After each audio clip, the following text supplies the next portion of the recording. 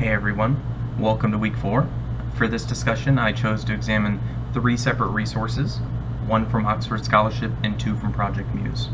I chose each of these works because I believe they can easily assist me in forwarding my research on my chosen topic of 17th century interactions between Native Americans and colonists in southern New England.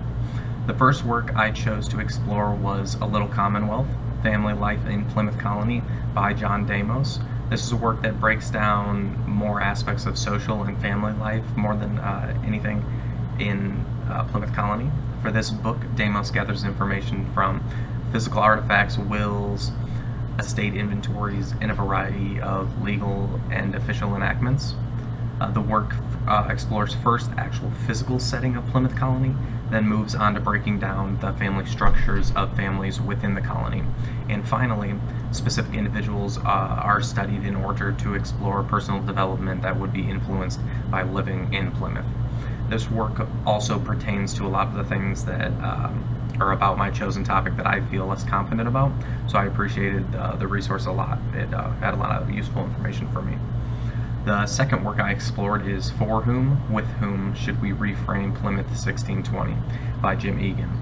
And while it's a lot shorter than my first work, which was a full book, it definitely has a lot of information that would be helpful in forwarding my research.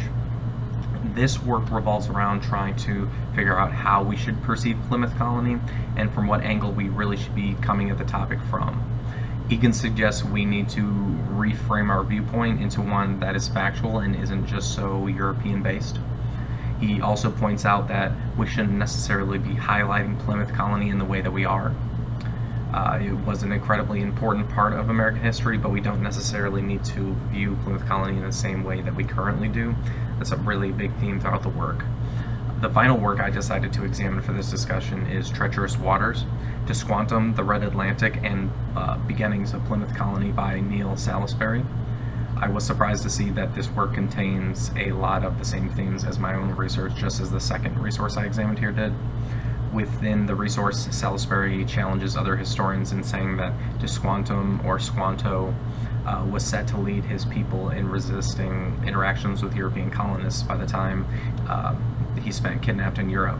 I agree with a lot of the things that the author is saying, in that Squanto really had a lot more to deal with than just deciding if he wanted to interact with colonists or spend his time amongst other Native Americans. After spending such a long time in Europe, Squanto had to decide what he was going to do with his life after essentially losing everything. Exploring Squanto is a deep topic, and this resource definitely pays homage to that.